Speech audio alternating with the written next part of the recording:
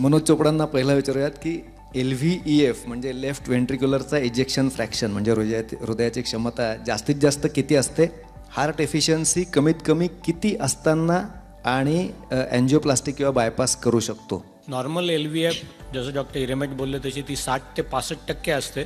कमीत कमी LVF म्हणजे 20% LVF असेल आणि 3 ते 4 नसांचे ब्लॉकेजेस असतील तर बायपास ही अँजिओप्लास्टीपेक्षा चांगली समजली जाते.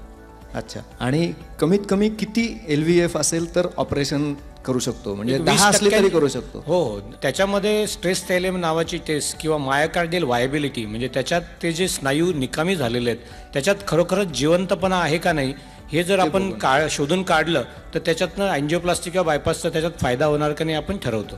CT स्कॅन आणि MRI मध्ये काय फरक आहे आणि त्याचा हार्ट अटॅक किंवा रक्ताची गुठळी ओळखण्यासाठी उपयोग होतो का?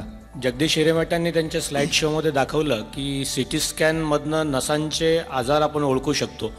MRI अजूनही हृदयविकाराकरता जास्त प्रमाणात वापरलं जात नाही. ॲनाटॉमिकल डिफरन्शिएशन म्हणजे लहान मुलांच्या आजारामध्ये MRIचा वापर जास्त होतो की होल, नसांची अदलाबदल किंवा झडपांचे प्रॉब्लेम्स त्याच्यातनं चांगले कळतात.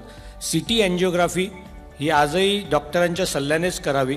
ज्या ठिकाणी नसांमध्ये आजार असण्याची शक्यता फार कमी आहे आणि ECGमध्ये लेफ्ट बंडल ब्रँच ब्लॉक आहे, स्ट्रेसेस केल्यावरती त्याच्यामध्ये फॉल्स पॉझिटिव्ह म्हणजे आजार नसताना पॉझिटिव्ह स्ट्रेसेस येते आहे आणि आजाराची शक्यता कमी आहे, अशा ठिकाणी CT अँजिओग्राफीचा उपयोग करावा.